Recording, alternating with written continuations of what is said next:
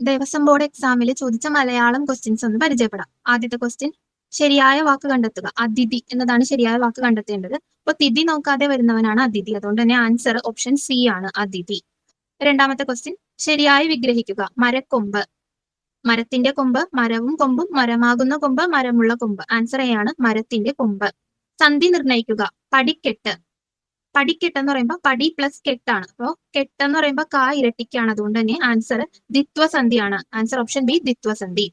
ഒറ്റപ്പദം എഴുതുക. വിഭജിക്കാൻ കഴിയാത്തത്. ആൻസർ ഓപ്ഷൻ ബി, അവിഭാജ്യം. ശത്രു എന്ന പദത്തിന്റെ സമാന പദം കണ്ടെത്തുക. ശത്രു എന്ന് പറഞ്ഞാൽ ആൻസർ ഓപ്ഷൻ സി, രിപു. അളി, ആളി. ശരിയായ അർത്ഥവ്യത്യാസം ഏതാണ്? അളി എന്ന് പറഞ്ഞാൽ വണ്ട്, ആളി തോഴി. ആൻസർ ഓപ്ഷൻ ഡി, വണ്ട് തോഴി. താഴെ പറയുന്നവയിൽ ഭേദകത്തിന് ഉദാഹരണം. ഭേദകം എന്ന് പറഞ്ഞു കഴിഞ്ഞാൽ ഒരു വിശേഷണമാണ്. ഇവിടെ ഓപ്ഷനിൽ കറുമ്പൻ, സീത, എണ്ണ, ഞാൻ. അപ്പൊ കറുപ്പ് എന്ന് പറയുന്ന നിറം വിശേഷിപ്പിച്ചിരിക്കുകയാണ്. അതുകൊണ്ട് കറുമ്പനാണ് ആൻസർ. ഓപ്ഷൻ എ, കറുമ്പൻ. ഹായ് എന്തു മനോഹരം. ഇവിടെ ഹായ് എന്ന പദത്തിന് ശേഷം ചേർക്കേണ്ട ചിഹ്നം.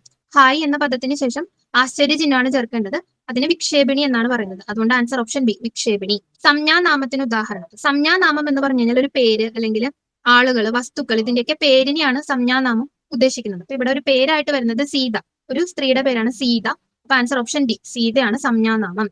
അടുത്ത ക്വസ്റ്റ്യൻ, അടിയിൽ വരച്ച പദത്തിന്റെ വിപരീത പദം കണ്ടെത്തുക. ഉത്കൃഷ്ടമായ ആശയം അംഗീകരിക്കപ്പെടുന്നു. അപ്പൊ അതിന്റെ വിപരീതമാണ് ഉത്കൃഷ്ടം. അതിന്റെ വിപരീതം അപകൃഷ്ടം. Answer option A, അപകൃഷ്ടം.